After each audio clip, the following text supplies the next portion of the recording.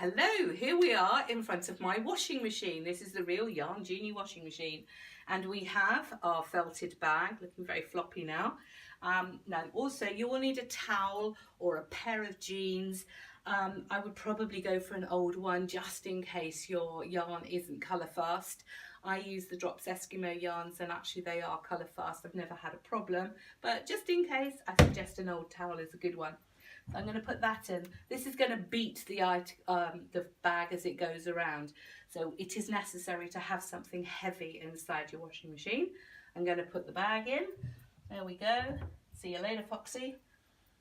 And we need some washing liquid. Just your normal standard regular detergent is fine, but you do need soap in here. So what we need is we need heat, we need something heavy, and we need soap, and that's what's going to make the felting process work. So I'm going to shut the door, and I don't know if you can see that there, but I've set it to 40 degrees. That's 40 degrees Celsius, which is 100 degrees Fahrenheit. It says, does it say? Oh, that's just because I pressed the button. There we go. Go back. 40. There you are. It's 40. Thank you, Jo. Gosh, that would have been a disaster. We'd have ended up with the wrong felting. So do check that it's 40 degrees or 100 Fahrenheit if that's how you're working. And then we set it going. Start. No, start. There we go.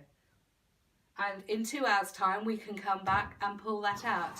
It's great to do this when you're around to take it out. When you take it out of the machine damp, that's the best time to reshape it. So preferably not a good time to go out shopping for too long now, but you've got 2 hours to have a cup of tea and a chat. Bye.